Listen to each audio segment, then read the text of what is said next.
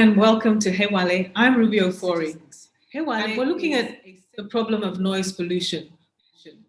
And my guests are Mr. Emmanuel Apo, the head of quality control at the Environmental Protection Agency, and Ms. Awula Sewa, the coordinator of Eco-Conscious Citizens. Good afternoon. Hello, listeners. Let's begin with a question to Awula Sewa. How are you experiencing noise pollution in your area? Thank you for organizing this session and for inviting us. Noise pollution is the bane of most residents wherever they live. Eco-conscious citizens has received so many complaints from different parts of Accra. Whether you start in the morning with the Muslim call for worship, followed by preachers with a loudspeaker just sort of disturbing everybody. Then you may have people selling different goods. They put loudspeakers on their vehicles and go up and down, disturbing residents' rights to peace and quiet.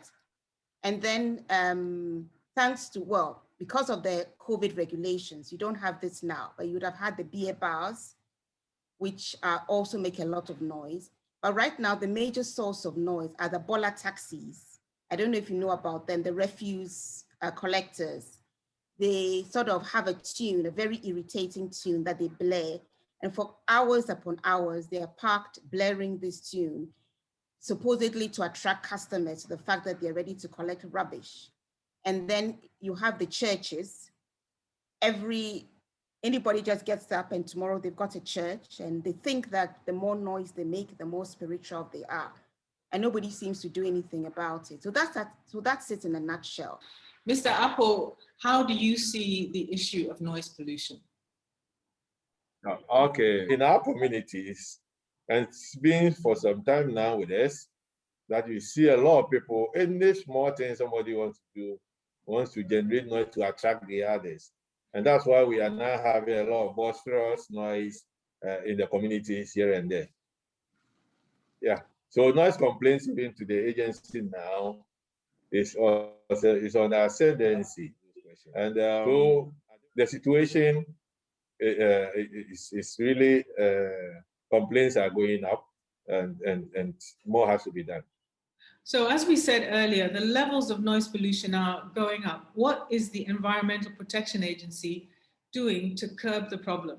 EPA is a body that has been mandated in the country with specific functions. One of the key functions is to prescribe guidelines and standards for use in the country. And then God being on our part, we'll be able to, we initially developed the guidelines, and then we've now transformed the guidelines into standards.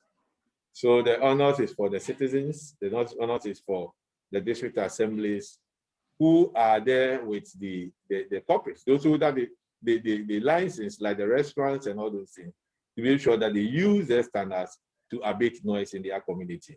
So ours is to come up with the standards and then make sure that that is done. That is under the community level.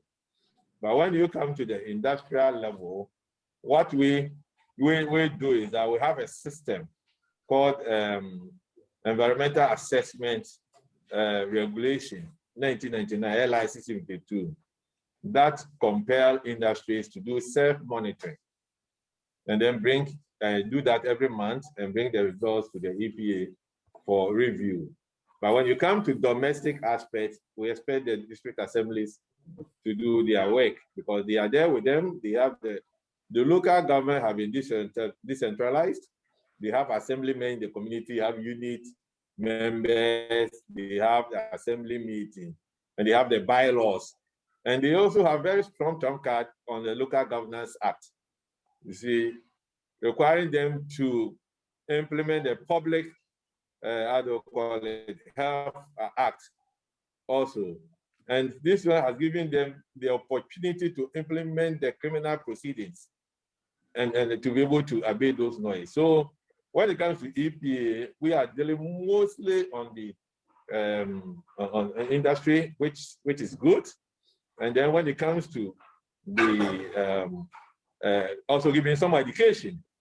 We have, how do you call it, a role to give education. We do education to churches, we do education to schools, we do education to facilities. But when it comes to abatement in level, we expect the local government to be able to do that. Because EPA cannot be in every community in the country.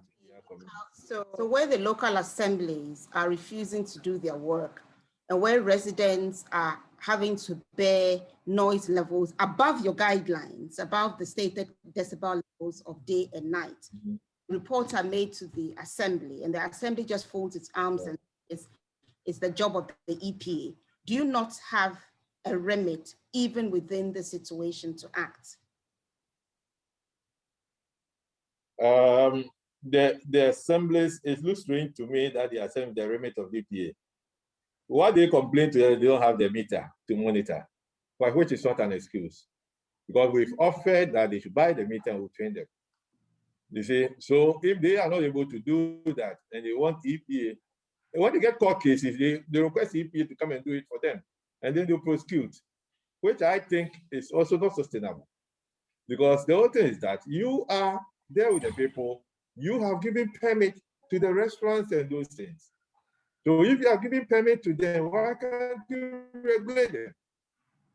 And you have noise, how do you call it, bylaws on noise, bylaws on nuisance. So why don't you, so it's high time the citizens also take up the assemblies. They take them on court. You see, send them to court. Yeah, because they have to do their work. When, we don't have the guidance, go to EPA, and then EPA will help you. You see, it is neither here or there. Can you let citizens? It's neither here or there.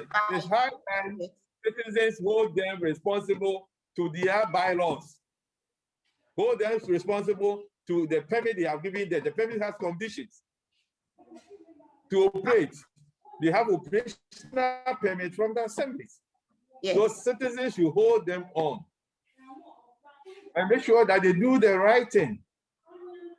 So if I'm hearing you right, if you have irresponsible assemblies who are sometimes not giving permits, but the people are just operating, like the preachers who operate at dawn, nobody has given them permits. If I can just finish. They have the obligation to shut them down.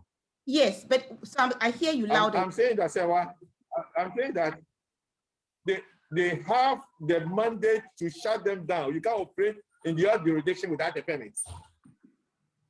Okay. You can't operate. You have an judicial level concept. You can't operate within the judicial level jurisdiction without permit. Okay, so let's take this one. And this is in their bylaws. This is in their law. Local Governance Act. Mr. The Apple, administration. Mr. Apple, as any resident who's living anywhere in Accra or Kumasi, let's take the example of the Adringano Road, where there is a street pastor early in the morning whose level of noise is such that it scares people passing by. What should the residents do to stop this person from coming out and basically damaging their eardrums? What should they do? What are the steps they should take? Ruby, this thing is a criminal act. It's under the Criminal Offences Act. It's a criminal act. So the person can report to the police immediately. That's the first step. Or just inform the assembly that somebody has been coming here, always making noise, and we expect that the person is not even supposed to be there. And if you have granted the permit, make sure that they operate within the law.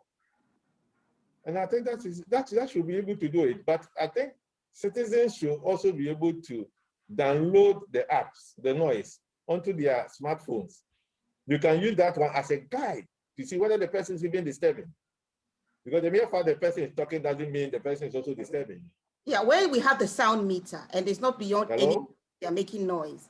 The challenge has been that even the police, maybe EPA needs to step up education. We've been to the police and the police themselves find it difficult to accept that it's a criminal offense. So the police themselves would say that it's not a matter for them. You should go to the EPA or you should go to the local assembly. I've personally reported such matters to the police and the police have said, you know, we really can't deal with this. You should go to the EPA or you should go to the municipal assembly. So maybe education, as you have rightly said, is also part of when you go to the criminal offenses act, I think 296 or so, 296 7. It said anybody who wantonly create a noise to the annoyance of the neighbor, it's an offense, has committed an offense. And if it looks so strange that the policeman would just say that he doesn't know this law in Criminal Offences Act. Surprise, I don't want to name the police station. We will say that the local governance law that also prescribes that nobody can set up a facility or do A, B, C, D in the community. The same Criminal Offences Act have been quoted in the Local Governance Act. And said all administrative decisions within the community, within the metropolis of that assembly is within the jurisdiction of the assembly, and they have to manage it. How do you define who is breaking the law as far as noise pollution is concerned? Can you use perception to determine that someone is a noise polluter? Yes, what I was saying is that before you say somebody is making excessive noise, it has to be measured. You can't use perception to say that somebody is making excessive noise. So it needs to be measured.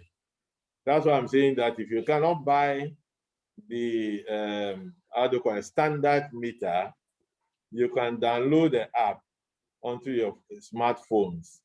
The app will give you some information, but not to a degree of accuracy for regulatory purposes, but can give you some information as to whether the person is really disturbing you or not.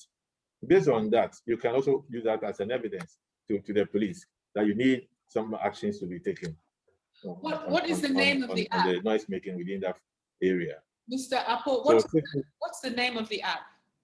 I can give one. Genesis. Okay, and you can just go there. And that's a download it, and then you look at the LEQ value. The LEQ, it will give you so many parameters. But the parameter of reference, equivalent noise. It's called equivalent noise. So you look at the LEQ. It is that one that can be compared to the Ghana standard value. And what is the level above which? So citizens can have this, and then the LEQ number.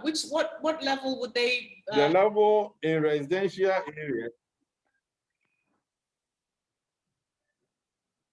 Go on. The level is for various zones. When you are talking about residential, daytime, the daytime is defined as 6 a.m. to 10 p.m. And then after 10 p.m. to almost 6 a.m. is the night. So the night, the daytime is 55 decibel. Noise is measured in decibel. And then the nighttime is 48 decibel for residential area. For areas like education facilities, shops, law courts, and hospitals, those ones are also 50 decibel in the night and 55 in the day. Then we have what we call mixed zone. The mixed zone, the night should be 55 decibel and the daytime should be 60 decibel. Then we have the light industrial zone, which is also 60-65 for both the night and day. Then we come to industrial, which is 70-70. Then we come to commercial areas, which is 70 for the nighttime and 75 for the daytime. So these are prescribed decibel levels in the Ghana standards. So anything. So depending on the zone, the zoning status of the area, you pay your distance. So any noise above the level. Any noise above the levels that you stated for the various areas, corresponding areas, would be breaking the law. Is that correct? That's the law, is it? That's the Yes, 1, 2, 2, 2. Yes, that is the standard. And then the mode of measurement, the mode of specification of the equipment and measurement is at GS 1253 2018. So there are two laws, GS 1253 2018. And that one is for how do you call it? The measurements, the mode of measurement. Noise. Why do you think, given the level of ignorance within state institutions about the laws concerning noise pollution, as a resident, do I need to buy a noise meter and record the noise in my area? Do I need to take that and a copy of the legislation or the act that says that noise pollution is illegal to my local police station? Before you say somebody is making excessive noise, it has to be measured. You can't use perception to say that somebody is making excessive noise. So it needs to be measured. That's why I'm saying that if you cannot buy the how do you call it, standard meter, you can download the app onto your smartphones. The app will give you some information, but not to a degree of accuracy for regulatory purposes, but can give you some information as to whether the James. Please state again the law that they would be breaking if they went above those levels. The mode of specification of the equipment and measurement is at GS 1253 2018. So there are two laws, GS 1253 2018. And that one is for, how do you call it, the measurements, the mode of measurement. Then again, you have the Local Governance Act. Mm-hmm.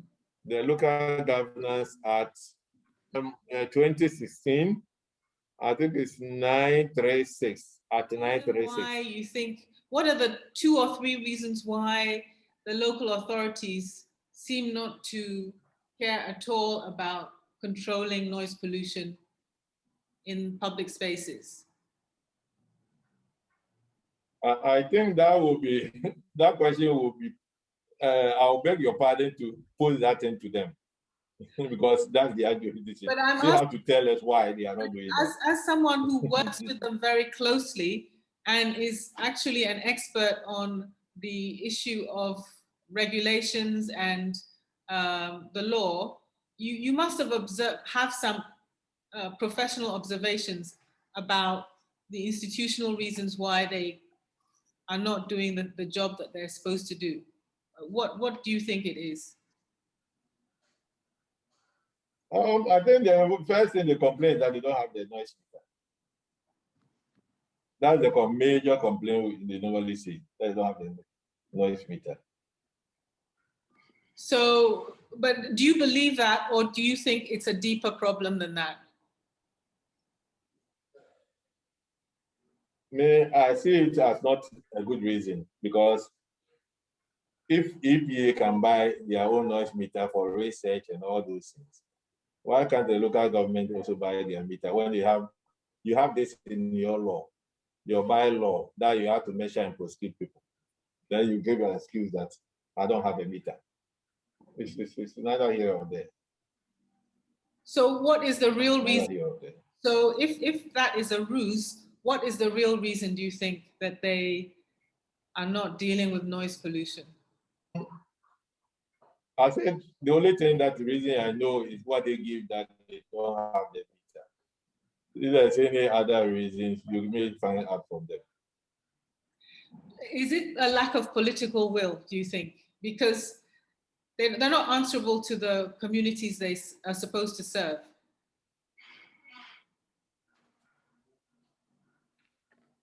Ruby, they have to answer that.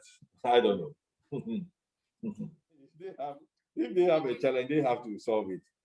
We don't have a challenge on that because administration of the city belongs to them. They have all the bylaws. They have the laws on their side. So if they are not doing it, you better even ask them and let them to say why they are not doing it. What sort of challenge do they have? So I think that should be. Let me ask you this: what are the something that you what are the health consequences of noise pollution for individuals? Yeah, there are a lot of them. You see, when you are exposed to even noise at an irregular, noise pollution, irregular sound that emanated from a sources and affect the human body. So if you are exposed to such a thing, the first thing is that if the noise is very, very excessive, it can damage the eardrum. So people can become either temporary or permanent deaf. So if you have the levels that are even persistently, let's say, relatively lower, and then if you are exposed for a longer period, it can actually affect the human, how to call it, balance, the ear. The ear is what gives us the balance. Within the ear, there's what we call the semicircular canal, which normally gives us the balance. So as human beings, you are standing here. The thing that is holding you to stand firm with your center of gravity is normal, is the ear, in the ear. So if you have excessive noise that enters into the ear, it hits the drum. The drum is just like a drum with a hammer. Hits it and make it vibrate more, and then can cause the eardrum to perforate. So you can become permanently, how do you call it, you're deaf. And then to sometimes when there's a sudden bump of this, and you see that people can be falling down, it means that it has hit the ear, gone to your brain, the brain thinks that you cannot withstand that thing. So that is what makes you the involuntary to fall. You get it? So that one is there. The other aspect is also in terms of cardiovascular. It affects your heartbeat. The heart begins to beat excessively, and then you become so nervous. Sometimes you become so nervous and you react. People become so furious, especially when they are exposed to noise pollution for a longer period. You see people even exchanging blows or fighting, and that is also brought about as a result of increase in the hormone called adrenaline in the human being. So if this hormone level goes up, then the person begins to react. And then it's also been shown that it can also affect the pregnant people. It can affect the ovulation, it can affect fetal development. And it can also lead to the body warming, people sleeplessness, you can't sleep. And when you can't sleep, wake up, you go to work, it affects your productivity, you see. So these things are all there, which is really, really very bad. And sometimes too, you may enjoy the music, you may think you're enjoying the music. Whilst enjoying the music, the person is there, you go back to sleep, and then it will be playing back in the memory, in the brain. So that one will also be playing back. We call it tinnitus. So when you begin to play back, the mind will, instead of resting in the night, it will still be engaged. So you tend to have a lot of body temperature going up, and then a lot of fatigue setting in the next day. So they are stress related. We have physiological related ailments associated with exposure to excessive noise. Okay. Awula, it seems to me that the responsibility for educating the public has fallen between the cracks. Could that be the reason why there's an escalation in noise pollution, that most people don't even understand the consequences of noise pollution? They haven't had the right information. Well, I would say listening to listening to Mr. Apo, you'd see that part of the problem is that the persons who should be enforcing are not enforcing.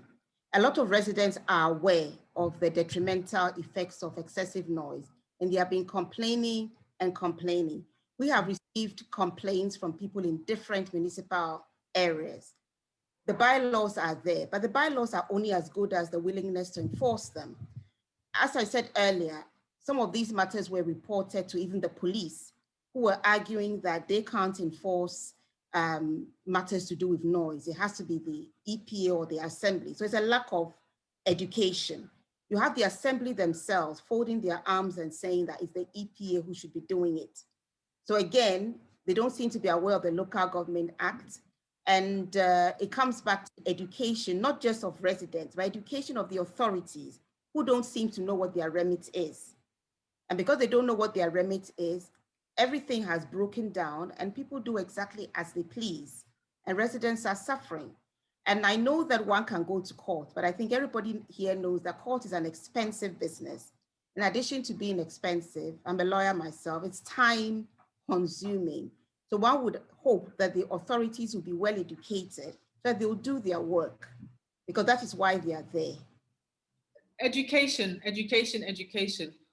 Whose responsibility is it to educate the public and the institutions that are meant to enforce the laws? It's all of us. Every citizen. Because if one person hears of it, we've been going on television, go on radio, people hear it. So when you hear this, you also tell your friend, this is what is there. So we need to educate ourselves. It's not that only one body will get up and always be sitting there with that. Information cannot go far. As you pick it now, you can also put it in the medium. You see, the media picks it and then put it there. Every year we do International Noise Awareness Day. We broadcast all this in throughout the year. If people wanted to learn, we want to pick it, they have picked a lot by now. And we started this thing from 2001. It's not now. We've been doing that. We set up task force. AMA and the National Security have set up task force to abate noise, seizing people's equipment. And they were using the Local Governance Act. And that I was telling you. When you read from the chapter, how do you call it, section 82, coming down like that up to the, how do you call it, 89, it's talking about administration and economic planning of their area. And then when you come to the land use and spatial planning, it's also giving us all those information.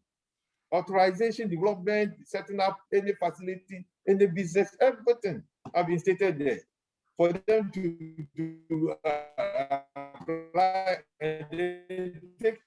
From there, they even ask that they have to pay. Then we come to the 96. The 96 is telling that they have to enforce against nuisance. The nuisance also include noise. The 96 I was talking about. Enforce against nuisance. Noise is part of nuisance. And what is enforcement? So the Public Health Act have also given them that authority to enforce the Public Health Act. Where can we look to? So as it is. Sorry, where can we look to best practices? Pardon? Where can we look for best practices, either in Ghana or outside Ghana? Which local authorities can we say are doing a better job? And outside of Ghana, which countries can show us the way to a different path? This is very, this is a very difficult question. I was looking at something in Kenya, and I saw that Kenya was even worse than Ghana. Looking at East African countries some time ago, and it's even worse off. So maybe what we need to do. So I don't know. Maybe it could be in European, the developed countries. The developed countries, you cannot do this and go scot-free. Maybe the developed countries. Ruby, if I may make a point, I remember that we had a group visiting when I was in Brent and Harrow. We had a group from Ghana visiting our local authority there. to find out how things are being done. I don't think we need to even leave these shores to know that the only difference between Brent or Harrow in the UK and let's say Tema or anywhere is enforcement. It's as simple as people are only as good as enforcement.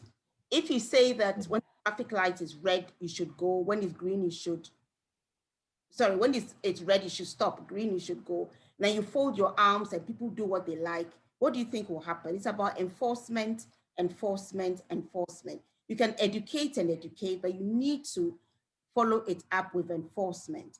We've been told that the EPA is doing industrial matters. So therefore, when it comes to residential matters, it should be the local authorities. I've given the example that the police don't seem to understand that it's nuisance is part of breaking the law, the criminal acts are being committed. So I think that it's a question of enforcement. All over the world, where you have good governance is because there's enforcement. If you go to Africa, you go to Rwanda, it's a very clean place and the laws are obeyed. It's because of enforcement, period. So, Mr. Apple, it appears, is the EPA good at enforcing noise pollution laws at the level of industry? Are you satisfied that at that level you're doing a good job? Yes, I think even in the industry, there are two institutions. We have the Factory Inspectorate Department. They look at the plant level noise that are coming out. So it means that the workers that are there are also supposed to be protected. So we have the workplace noise level, which is about 85 decibel. Something exceeding that, they need to use an ear protection to abate the noise. And then also rotate staff not to stay in that environment for long. I think they have about 4 hours or something like that. Then when we come to the environmental assessment regulations, it's part of their conditions in the permit that we give to them. And then the other aspect is also under the Act, EPA Act 490 of 1994. That one gives us the right, aspect has so many functions to do that. Yes, it mentioned within the function that we have to collaborate with our stakeholders to be able to, how to call it, reduce excessive environmental impacts.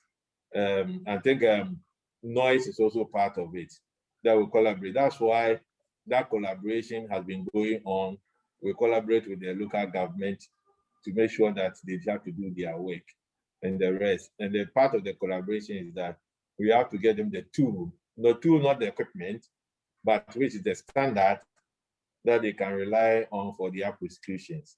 Either to, when we came out with the guidelines in the year 2000, the guidelines are sent to court. And they said because guidelines, it is not enforceable. So we've done our part to convert this into standards. Now that is standards, means that limits are there at the maximum limits, and you can't exceed that. They are aware of that have been published. We have rolled it up in the how to call it, and people know. Most of the industrial players, people are going to Ghana Sound Authority to buy the standards. So the standards are there that can be used for enforcement. So we plead with our brothers in the local government. The sound level meter, there are some of them there. They've made attempts to bring some of them for approval. EPA has to approve the type of sound level that they have. But most often that they brought are low grade that you can't use them for enforcement. How much? So we rejected them. How much do the meters cost? A good sound meter that you would approve of, how much do they cost? And where do you buy them from? If they want a better one, let's say a better one, a better one, they should expect around $12,000. A better one that can do, if you have multiple sound coming from different areas, you can segregate and see which is coming from where, which is going to attribute them. And then those ones who can be used for research, can be used for so many things. community, indoor, even the workplace, you can use them. And then we have others that also range around 3,000 to maybe 8,000. You can get some handheld ones, which will be good for the assemblies. So we're giving them sources of all these specifications. They'll have them. EPA has given to them. They have, so the owners are there to buy, look at them and buy according to specifications. But the specifications is also the GS 1253 I was talking about, 2018 gives specifications. So you can't buy any sound level meter outside that specification they have been given. So because the specifications have very good name a good meter that any authority should have. What would it be called? They are sound level meter, but they have specifications. You have ANSI 1.43 sound level specifications. There are a lot of them, but the specs have been given. So you need to look at the standards and see what the specs you are going to buy meet the required specs for Ghana. And you're saying it would cost about 12. So you can have sound level radiation meters from 3,000 to 12,000, depending on what you want and what to use for. But for local government, they can go for $3,000, $3,500, $4,000. They can get. Dollars. Okay. You see, those that they brought to us, some of them are less than $100. Were less than $100, which was not, they were, I would call it for children to play with, because they can't even measure the LEQ. They only give you maximum minimum. You get it. So that can be used. It's for children to play. Okay, so can I ask a question? Can I ask a question? It's just giving you the maximum minimum. And for example, a church is making noise and it's nighttime. It's a special area. What's wrong with having a meter that gives you the maximum minimum? Because you can tell that it's above the... That does not matter. We want the equivalent noise level, LEQ, on an A-rated scale. So you cannot go and say the maximum. That noise meter also gives maximum and minimum. Okay, what about the minimum? By Ghana, what about the minimum? Many countries, but if the minimum is also above, we don't use... What about if the minimum? You don't understand. Let me explain. Let me explain. Maximum and minimum that is given is not equivalent to the precise noise. It's just like at a point, somebody shot one and then it raises up, maybe to about 90. It doesn't mean within that period you are measuring, that is the noise level that you have. Or when they were making noise, at a point, probably they stopped. And then this and that recorded maybe 20. It doesn't give the true reflection of what has happened within an hour, 2 or 3 or 4. But the LEQ will give you the equivalent over the period of measurement.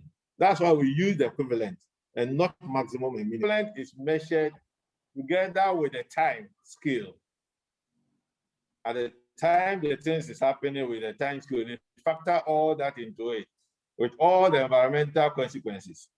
That's happening there. So if you use the equivalent, it's telling you this is what will impact. Ruby was asking about practice outside. I was resident outside for a very long. They don't use sound meters. They use the old-fashioned. In other words, they don't measure the sound. If there's noise somewhere, you shouldn't be able to hear it in another place. So once you hear it, that alone is sufficient. Because I've worked with the noise teams outside. They don't use the sound meter. So it's very interesting that we use it here and can become prohibitive where the local assembly refuses to do its work. And maybe residents want to take the itself, having to raise $3,000. That's about how much? 3 times 5, about 15,000 cedis minimum. It's quite a lot of money.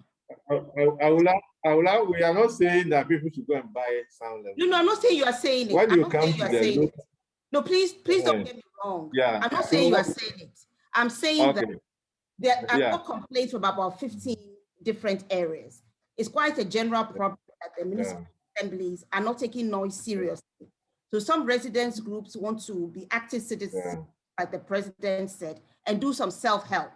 When they say there's noise, the assemblies say, oh, we need to measure it. So they thought that if they have their own sound meters, they will short circuit the whole process. I'm not saying you said they should do it. They are trying to help themselves because all they want is the solution to their problem.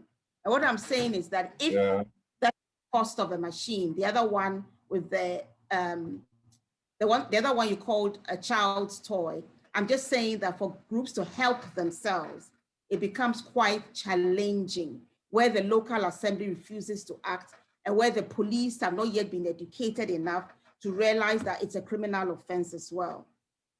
Okay, so let's talk about... One funny thing, there was a police, I'm not challenging what you have said, a deputy commissioner of police. I was there at the head office there.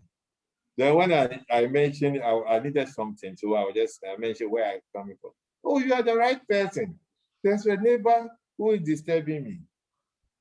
And then I said, what's the neighbor doing? Oh, he has set up a restaurant there and disturbing me. And I said, what action have you taken? I said, you know, if I'm there, if I talk, they will think I just want to spoil their business. Then I said, you are saying this. And then you want me, or you want somebody to come and do it. And when somebody hits my head with an object, then you come and charge the person that is a criminal offense. The person, the activity is doing there is criminal. And instead of applying the criminal law, you, the policeman, if you want me to come and do your dirty work for you, I'm sorry. You should report to the assembly. You understand? So it happens. They know, but they don't want to go there. they know. And that's the question that takes us into. That takes us into the issue of sensitivities. Churches and mosques also tend to, from just observation, to violate noise pollution laws. But in the case of both institutions, there are some sensitivities. As you say, people will argue that, oh, they're doing it, they're doing God's work, whether they're a church or a mosque. How do we get over that barrier to dealing with noise pollution by religious institutions? Both of you, let's start with do you know something? It's just funny in Ghana. Ghanaians have this attitude, oh, it doesn't matter. I'm saying it, oh, it's okay. And when it becomes so excessive, then they tend to run to authorities. We need to avoid all these things. Irregularity is an irregularity. Let's uphold that. You can't go outside and people will support irregularity. I think Hewale will tell you, nobody will support that. Systems should work. If systems will work, people will do the right thing. But when we try to frown over the, oh, let's leave it this one for this one, he's a neighbor, let's bring him and talk to him, and he will do the worst things. You know that you can't buy it. So we should hold the bull by the horn and make sure that we do the right thing. As a country, if everybody is doing his or her right, playing his or her role, I don't think we'll have all these systems and this noisy environment that we have. It doesn't happen. It don't happen. In Japan, there is a place you cannot, even vehicles cannot go there. We call it noise-free zones. You cannot play your music beyond your door. Just like Hewale was just saying, you play your music around, they can call for police, and you'll be arrested. So you can't do that. But here, oh, and every attitude. It's neither here or there. It's neither here or there. Hewale Sewa, if I complain today about my local church, the church in my area making noise, I may be accused of being a Satanist or of not loving God. How do we overcome these barriers to dealing with noise pollution by religious institutions? You see, I don't think it should be a barrier, and I completely agree with what Mr. Paul has just said. The law is the law. There's nowhere in the law where it says that the law is suspended when it's a religious activity. Noise is noise. And I think Ghanaians are too afraid And if we call ourselves Christians, we know that the Bible says, by their fruits you shall know them. There's nowhere in the Bible that says by their noise or by their shouting you shall know them. And when you read the Bible properly, you hear about the still voice. So I have gone to complain about a church, and people were scared to go because they said they'll say you're a witch. And I said, if I'm a witch, but I know I'm not, what is my problem? I'm talking about noise. So I think that Ghanaians need to step up to the plate.